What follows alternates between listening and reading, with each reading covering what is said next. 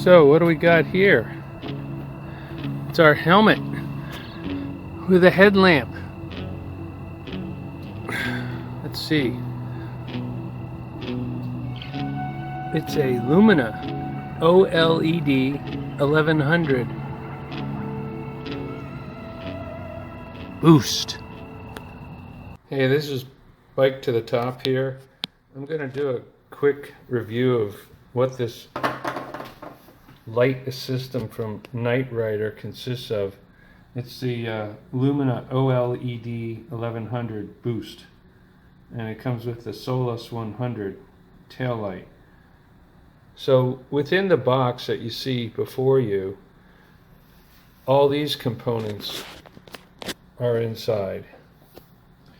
So it comes with the light itself, the main lamp, which I intend to use as a helmet mounted light, but it can be bar mounted. It comes with a bar mount. It's got a sliding, kind of like a bayonet fitting, and it comes with two USB charging cables, one for each lamp. The tail light, which I probably won't use, we'll see. It has on the bottom a USB port for charging. It's rubberized, and on the top, this is where you actually power the unit on. And if you cycle through the button, clicking it, you'll get various combinations of the two lamps that are in it, flashing combinations, which I'm not going to get into. But as far as the light, the main the mounting configuration on the bottom here is such that it will just slide into the bayonet feature over here that I talked about. It just has a locking tab. You just move this tab up and down, and it'll prevent it from sliding off the end of the rail. I don't like this mounting configuration. I saw on Nightrider's website they have a better one, maybe a lot more desirable. I think it has a threaded clamp, kind of like their premium headlamps come with. But trying to use this piece of rubber, you have to feed it through around this, and it's very difficult to pull it out. You know, because there's so much friction on the rubber, you have to thread it almost 180 through there. So I used a pair of hemostats the first time, but you know, it's cheap enough. I guess you could leave it on the bike. It's just dead weight. Back to the light. So the O in the LED stands for organic, but that just means it's got a display right here.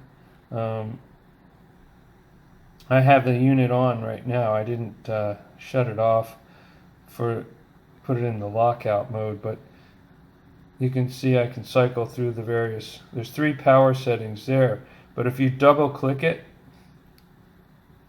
it goes into the boost mode.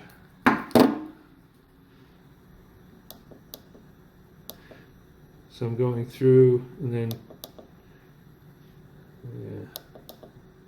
it's kind of a pain getting it right, but there's various menu items here. This is how you can cycle it to strobe. And I'm not going to review all that stuff. I'll get blinded. If you hold the button down, it shuts itself off.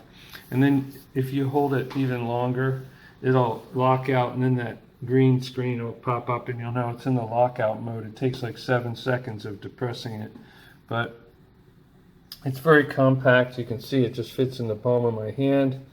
And I did show the bar mount, but another thing that I got, because I want to use it on my helmet, they sell a helmet mount. I haven't really researched to find out if there's better stuff out there, but this was 15 bucks from Nightrider, so I just bought it. The only real feature it has is that it can rock about the mounting axis right there. It seemed to work okay. It's got some teeth in there, so you can change the tilt angle of the light.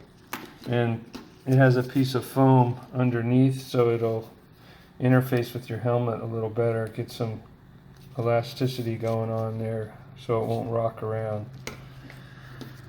It uses these buckles that lock.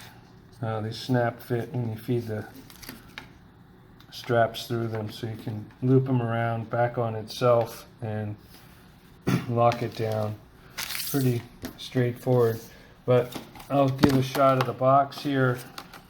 I bought 2 of these so I can have a longer range, because in the full boost mode they show you right here, with 1100 lumens you get 1 hour, and then an hour and a half at 900 lumens, and so on. So obviously the brighter it is, the less time you get. I'll just do a scan of the box.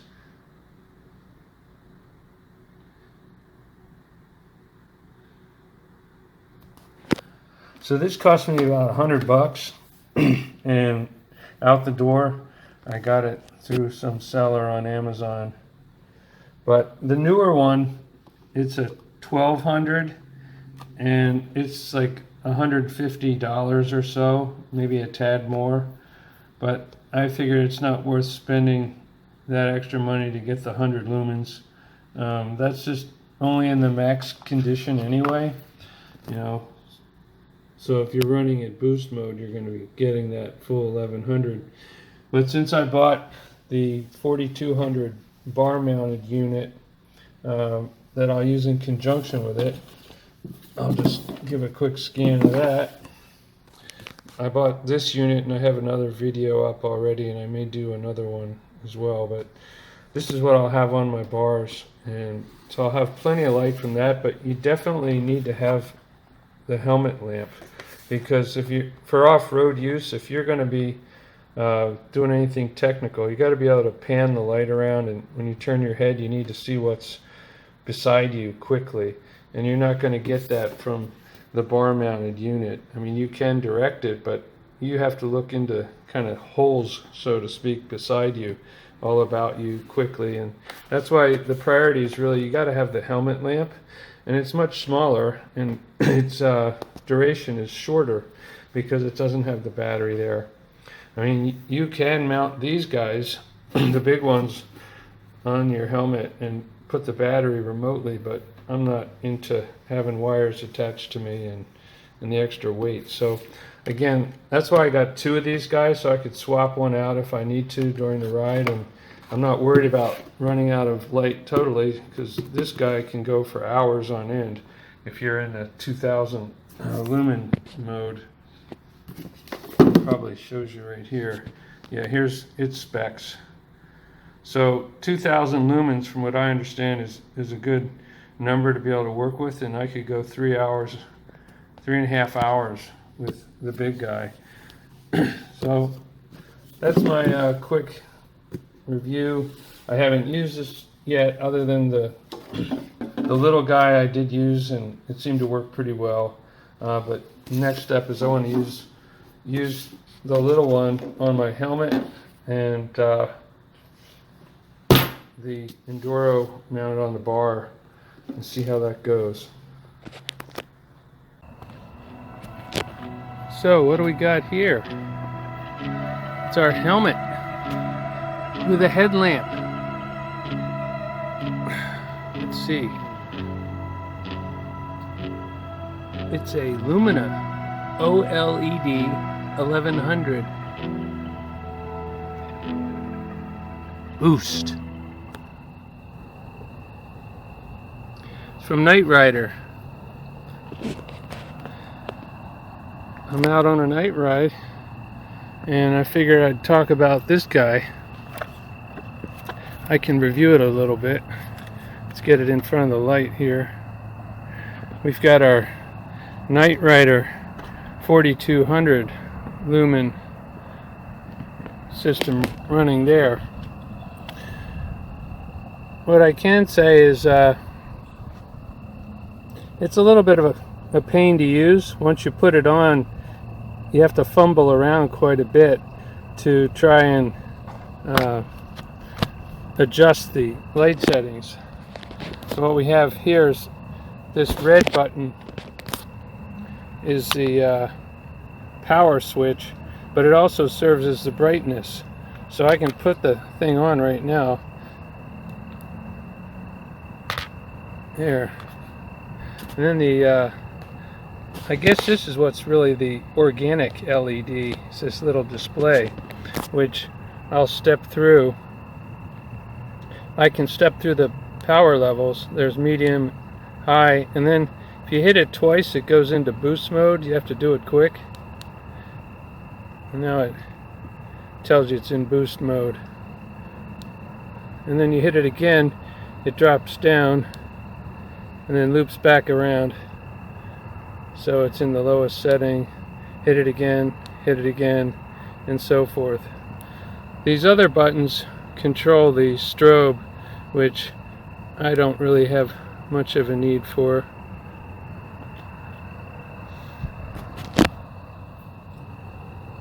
You can see over here. We'll strobe it a little.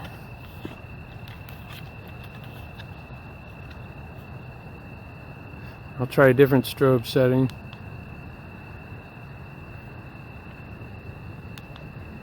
That's back to, so there's 3 pushes. Now I'm at the normal light. Push it once again and it strobes and has a sustained background light. Push it once again and it's full strobe. Push it once again, it's back to normal light mode. There's some other functions in there and I don't recall how to get to them. But there's one more button, and that other button's right here. I don't recall what it does, but I'm sure you can go online and read about it, but that's the gist of it. The biggest complaint I have about this light is when I want to change the power setting, it's really it's hard. The tactile feel, it's got a membrane switch, and I keep hitting the other buttons and putting it into strobe. So in a way maybe I could mask those off because I don't need them at all. And that way I'd only hit the power button. So that's just a little bit about that. I've got it mounted on the helmet with the Nightrider mounting system that's like $15 list. I opted not to get one of the cheaper ones because on the bottom there's a piece of foam that helps out. I think it probably helps seat it a little better right underneath where my finger is. It's in between the plastic and the helmet is a piece of foam.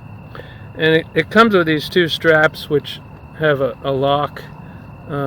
This cracks up and open and you just feed it through like a regular buckle. And they give you an O-ring, I think, on this one maybe. I'm not sure. They do on the big unit, but just to hold the ends down. It's not on here. You just release it by pushing this tab down. It's like a bayonet mount.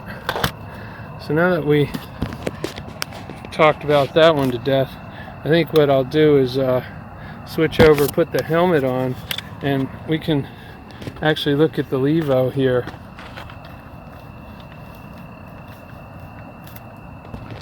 So here's the mounting configuration for the battery. I had to toy around with it. I did my first ride with it in a water bottle cage as well, but I had it in a plastic one that came with the Levo. Let me turn this other light down, save some power, because yeah, the little guy on the helmet doesn't last nearly as long. It's only like I think an hour in the boost mode, is it? Or possibly a little less, but anyway, I got this water bottle cage that I put the whole thing in, but I got the Velcro water bottle holder, which is more intended for hikers and strapping onto their backpacks. That way I can just pull the battery and the Velcro assembly in and out quickly and not have to fiddle around with the straps that it came with. They're tucked away underneath, but they're just like the helmet straps. It's a little buckle type strap, but that's my system.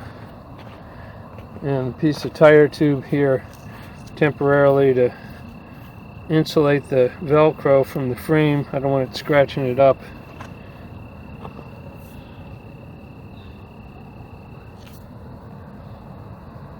And the Nightrider headlamp came with this mount, the light. The remote is permanently attached to the light.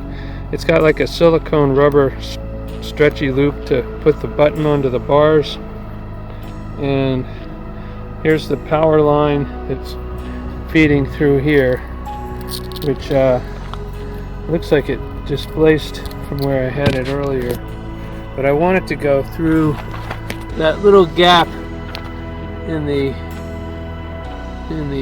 handlebar stem right between here. It's kind of a safe place. I had it through there the first ride.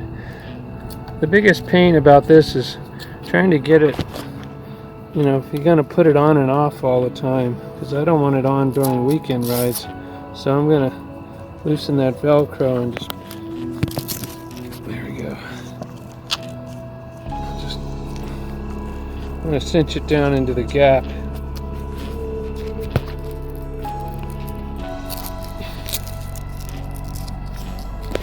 I'll deal with that later, but that's the idea. I wanted to route it up in here. So I have another video about this lamp, and you got 4 spots. You just cycle it through. Each time you push the button, it starts out, if you press it and hold it, it shuts it off. Hit it once, the right hand bulb comes on, low level, and it pops up the next level. Oops. There's one, another one, third hit goes to the left, another hit is the full power mode.